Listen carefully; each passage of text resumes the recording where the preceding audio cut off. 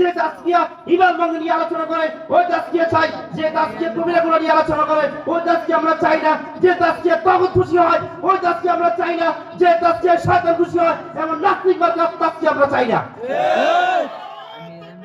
আল্লাহ তাকবীর। খন্ড ফিরের আস্তানা ভেঙে দাও, ঘুরিয়ে দাও।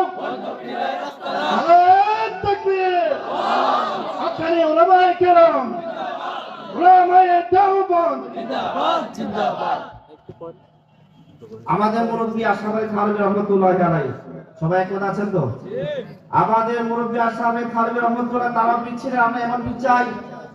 আমাদের মুরব্বী হাসান আহমদ মাদানী রহমাতুল্লাহ তারা পিছিয়ে আমরা এমন চাই। আমাদের পীর ছিলেন গরবী রহমাতুল্লাহি আলাইহি, আমরা এমন পীর চাই। আমাদের পীর ছিলেন মাহমুদ হাসান দেওবন্দি রহমাতুল্লাহ আলাইহি, আমরা এমন পীর চাই। ওই পীর চাই না যারা উপরে স্লোগান দেয় নারা তাকবীরের আর ভিতরে ভিতরে বামপন্থীদের গোলামি করে, এমন পীর আমরা চাই না। উপরে একটা ভিতরে আরেকটা, এটাই হলো আকীদাগত মুনাফিক। এবং এই মুনাফিকের আলামত সম্পর্কে আমি কিছু কথা ক্লিয়ার করব। এই মুনাফিকরা প্রধানত জিহাদের বিরুদ্ধে অবস্থান নেবে। এখনো কতগুলো আছে না নাই? কিছু আমাদের হুজুররা জড়িত এখানে। যখন কোন হুজুর জিহাদের কথা বলে তখন আসিয়া বলে যে ভাই জিহাদের কথা বলিয়েন না, এখন সময় নেই, জিহাদের কথা কেমনে বলবেন? ওই যে নাস্তিকরা দেখে ফেলছে, ওই যে মুশরিকরা দেখে ফেলছে, ওই যে আমেরিকা আমাকে মেরে ফেলবে, কেটে ফেলবে। আল্লাহর কসম করে বলি, জিহাদের কথা শোনার পর যার শরীরে আগুন ধরবে না, জিহাদের কথা শোনার পর যে জিহাদের বিরুদ্ধে বক্তব্য দিবে ওই ব্যক্তিও টাটকা মুনাফিক। কোরআনে কারিমে আল্লাহ সুবহানাহু ওয়া তাআলা পরিষ্কার করে বলেছেন, ওয়া ইযা কিলা লাহুম, যখন তাদেরকে বলা হলো ইনফিরু খিফাফা ওয়া তিকালা, সুস্থ হও, পারি হও, জিহাদের ময়দানে বের হও, তখন মুনাফিকরা বলেছিল, মুনাফিকের আলামত সম্পর্কে আলোচনা করতে গিয়ে আল্লাহ তাআলা বললেন ইত্তাকালতুম ফিল আরদ, তখন তোমরা জমিকে কামড়ে ধরো, তার মালির হুজুর পেশ করো। জিহাদের কথা শোনার পর এত জ্বালা কেন? ঠিক না?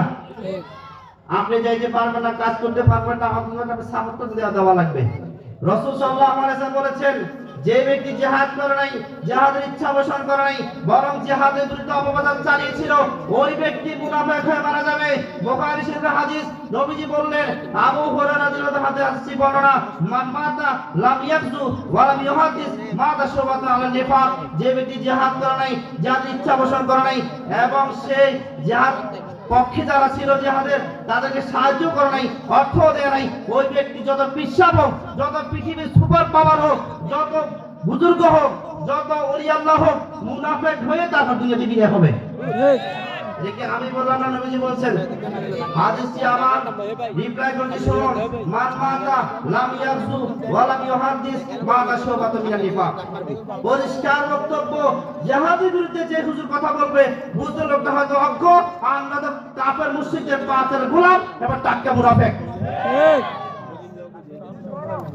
উহুদের ময়দানে 300 সাহাবীকে নিয়ে ভেগেছিল কে? পলায়ন করে কে করেছিল? মুনাফিক চিহ্নিত হওয়ার এক নাম্বার আলামত হলো জিহাদের কথা সে সহ্য করতে পারে না। জিহাদের কথা সহ্য করতে পারে না।